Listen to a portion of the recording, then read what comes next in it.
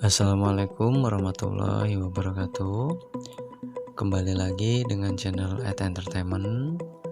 Kali ini kita akan membahas seputar sinetron Terpaksa Menikahi Tuan Muda. Oke sahabat, sebelumnya jangan lupa untuk ditonton, di like, di subscribe, di komen, dan juga di share ya sahabat, agar channel Entertainment semakin berkembang lagi. Oke sahabat, langsung aja. Reno bersiap untuk acara spesialnya malam ini.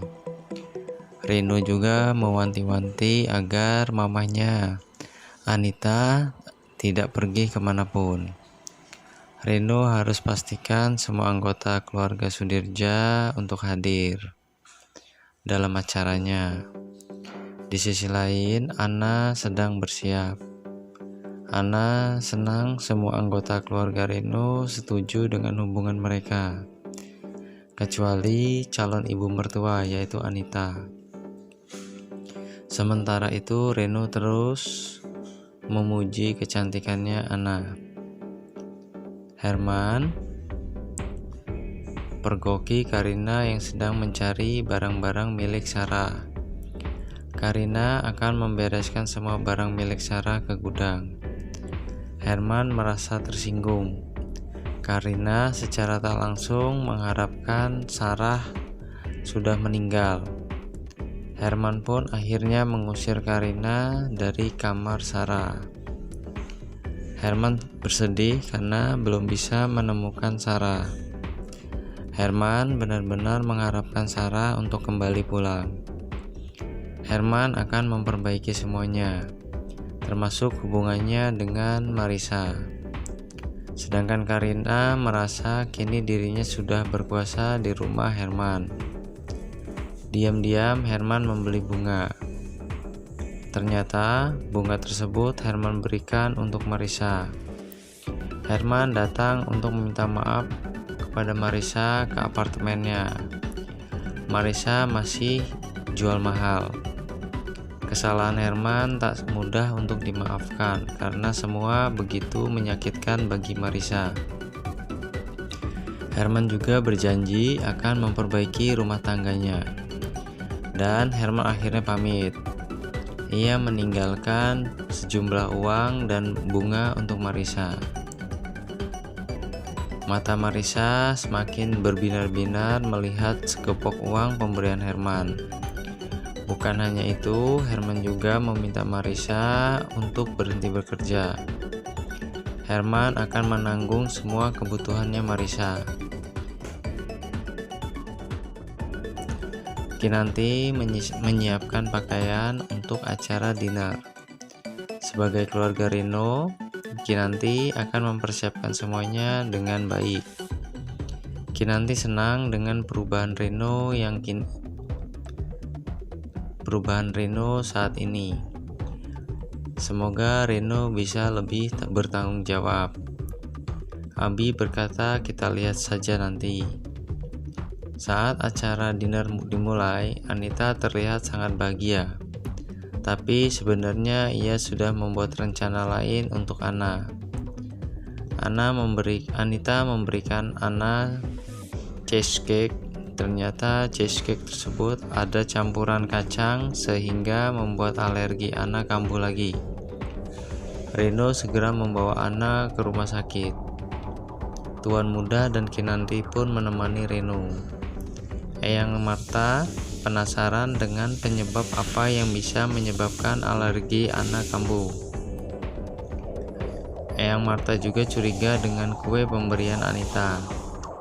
Bukan hanya Eyang, Reno juga curiga tentang hal ini. Eyang Marta marah kepada Anita. Anita terheran melihat Eyang Marta yang perhatian kepada Ana.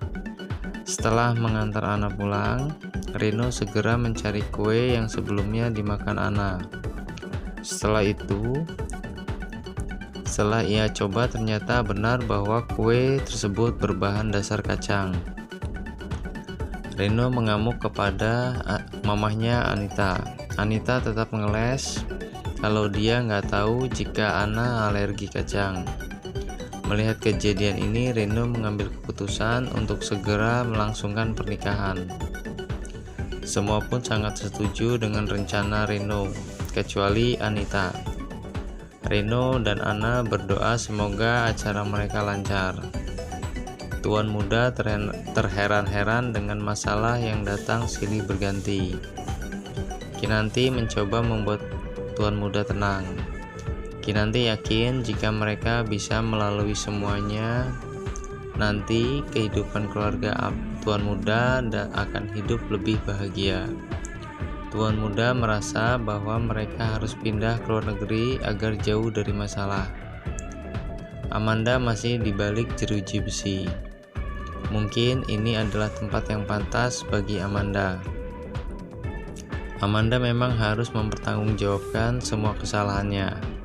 Dengan begitu, semua pasti akan percaya bahwa Amanda sudah berubah. Wajah Amanda terlihat sangat pucat saat akan sarapan. Ternyata Amanda jatuh pingsan. David masih memikirkan perkataan Amanda yang memintanya untuk pergi meninggalkannya. Tapi David masih terus memberikan perhatian untuk Amanda. Bahkan David sampai mengirimkan jaket dan selimut untuk Amanda. David tahu hal ini berat untuk Amanda, tapi David akan selalu ada untuk Amanda. Sesaat dalam perjalanan ke kantor, tiba-tiba David mendapat telepon dari sipir bahwa Amanda jatuh pingsan. David segera memberitahu Kinanti dan juga tuan muda untuk izin terlambat ke kantor karena harus bertemu dengan Amanda yang saat ini sedang pingsan. Kinanti mengajak tuan muda menemui Amanda. Awalnya tuan muda menolak, tapi berlangsung bujukan Kinanti, akhirnya tuan muda juga setuju. David terlihat buru-buru mengendarai mobil, hingga akhirnya ia mengalami kecelakaan tunggal. Warga sekitar segera menolong David dan membawanya ke klinik. Tuan muda dan Kinanti sesampai di rumah sakit, tapi di mana David? Kinanti mencoba menghubungi David. David pun memberitahukan keadaannya, dan Kinanti akan menghandle semua keperluan Amanda saat ini. Menurut dokter, Amanda saat ini mengalami stres. Saat tuan muda dan Kinan bertemu Amanda, Amanda malah berusaha untuk menghindar dari mereka.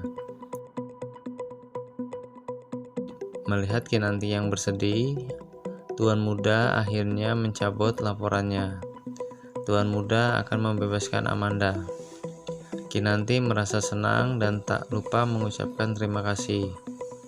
Amanda yang sudah bebas segera menelpon David. Setelah tahu tentang keadaan David, Amanda langsung menemui David. Tapi sebelum itu, tuan muda bertemu dengan Amanda. Tuan muda memaafkan semua kesalahan Amanda, tapi tuan muda minta Amanda untuk pergi dan jangan pernah bertemu dengan tuan muda maupun Kinanti lagi. Dan Kinanti mencoba menghalangi kepergian Amanda. Amanda segera melihat keadaan David dan David senang melihatnya. Tapi Amanda justru malah bersedih karena ia datang bertemu David untuk berpamitan. David segera mengejar Amanda. David memohon pada Amanda untuk tidak pergi. Amanda masih sayang dengan David, tapi ini semua tidak mungkin. Namun akhirnya Amanda tetap pergi. Kinanti kembali memikirkan Amel, bagaimana kabar anaknya saat ini. Kinanti khawatir tentang kondisi Amel dan bayinya. Tuan muda mencoba menenangkan Kinanti. Tuan muda tak ingin Kinanti overthinking. Hal ini akan merugikan diri Kinanti sendiri. Bahkan Kinanti sampai ucapkan maaf kepada tuan muda.